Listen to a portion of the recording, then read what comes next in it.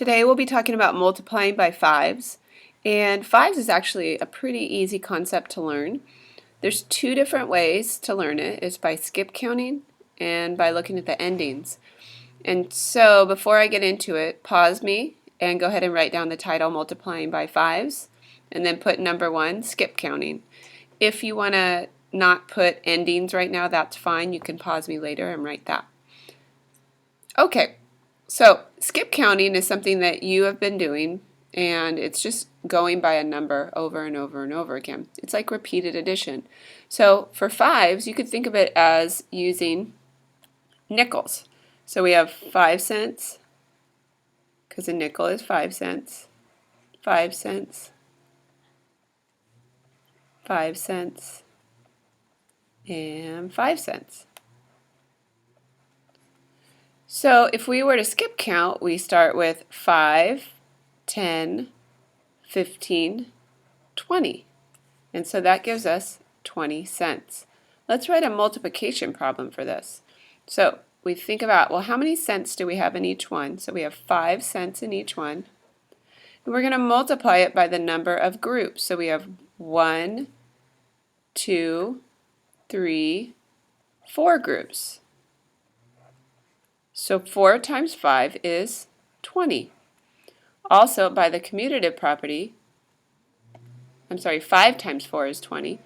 By the commutative property, 4 times 5 is 20. We can relate this to division as well. So remember, you take your whole amount, you have 20, and you're going to divide it by one of these numbers. So let's say we want to divide it by 5 because there's 5 cents and we want to find out how many nickels there are. So 20 divided by 5 is 4.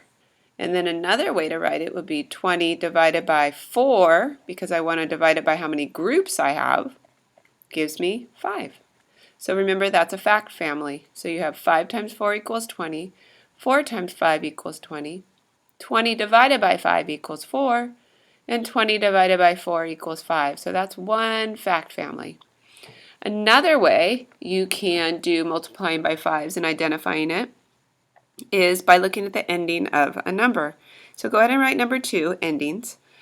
And what I mean by that is, if it ends in a 0 or a 5, you know that it is a multiple of 5. So that means it's 5 times something gives you that number. So for example, if it is 10, I go, oh, it has a 0 on the end. It is a multiple of 5. If it is 15, it has a 5 on the end. It's a multiple of 5. Let's say it's 30. Well, it's a multiple of 5. So you could identify those as multiples of 5 because they have a 0 or a 5 on the end. Even if you had a big, gigantic number like 1 million, you look at the last number down here, it's a 0, so you know that's a multiple of 5.